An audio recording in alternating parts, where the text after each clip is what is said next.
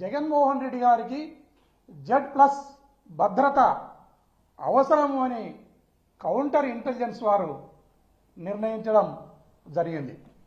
దాని మేరకు గౌరవ జగన్మోహన్ రెడ్డి గారు ఈ రాష్ట్రంలో ఎక్కడ పర్యటించినా ఆయనకు 3 అంచెల భద్రతను కల్పించాల్సిన బాధ్యత రాష్ట్ర ప్రభుత్వం పైన ఉంటుంది. ఇది రాష్ట్ర ప్రభుత్వం గుర్తించాలి.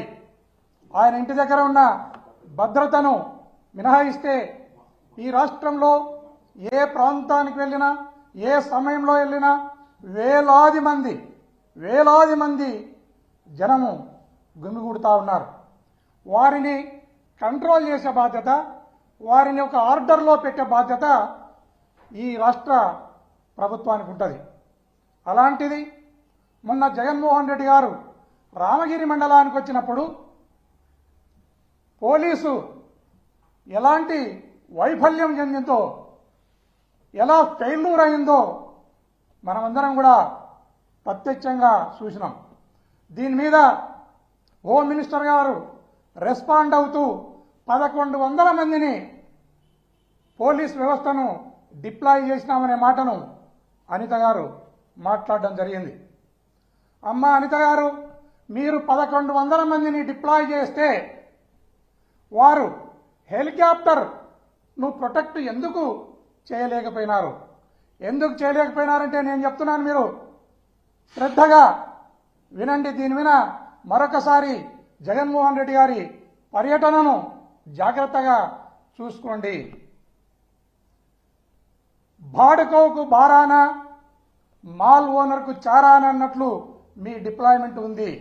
అది ఎట్లా అంటే, మీరు పెట్టిన 1100 మంది పోలీస్ సిబ్బందిని పరిటాల సునీతమ్మ ఇంటి దగ్గర కొందరిని, పరిటాల రవి సమాధి దగ్గర కొందరిని, అదేవిధంగా మొన్న లింగమయ్యను హత్య చేసిన ముద్దాయిల ఇండ్ల దగ్గర సగం మందిని డిప్లాయ్ చేసి, ఎవరైతే జగన్మోహన్ రెడ్డి గారిని చూడడానికి వైఎస్ఆర్ కాంగ్రెస్ పార్టీ కార్యకర్తలు కానీ లీడర్లు కానీ వస్తున్నారో వారిని కంట్రోల్ చేయడానికి మిగతా పోలీసును 4 భాగాలు చేసి మీరు అక్కడ పెట్టడం జరిగింది. జగన్మోహన్ రెడ్డి గారి దగ్గరికి వచ్చే వరకు ఆ హెలికాప్టర్ దగ్గర గార్డు సరిగా లేదు.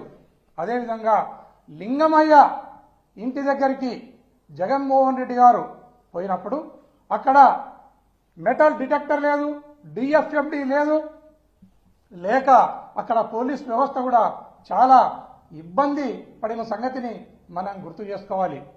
నాకు ఒక అనుమానం ఉంది ఈ రాష్ట్ర ప్రభుత్వం పైన.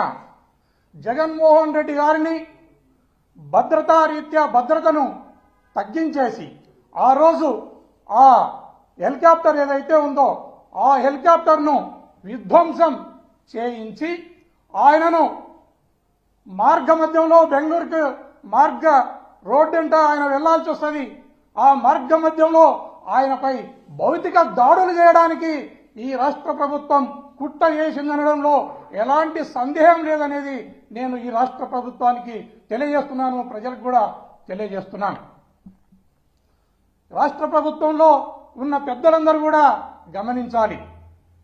మనం ఒకసారి గమనిస్తే ఆడళ్లకు అక్క కాదు, మోళ్లకు బావ కాదు లోకేష్ బాబు. అలాంటి వానికి Z కేటగిరీనిచ్చి సిఆర్పిఎఫ్ బలగాలను ఆయన దగ్గర పెట్టడం జరిగింది.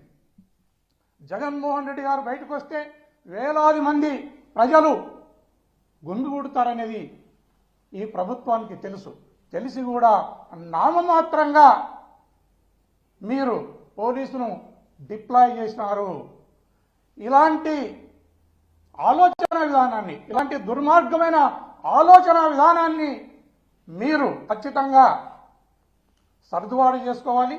సర్దుబాటు చేసుకుని జగన్మోహన్ రెడ్డి గారు ఎప్పుడు బయటకు వచ్చినా ఆయనకు Z+ అనే సెక్యూరిటీ ఏదైతే ఉందో ఆ సెక్యూరిటీని ఇవ్వడానికి ఎప్పుడు కూడా ఈ రాష్ట్ర ప్రభుత్వంలో పనిచేస్తున్న పోలీస్ వ్యవస్థ ఖచ్చితంగా నియమాన్ని పాటించాలని ఈ సందర్భంగా తెలియజేస్తున్నాను.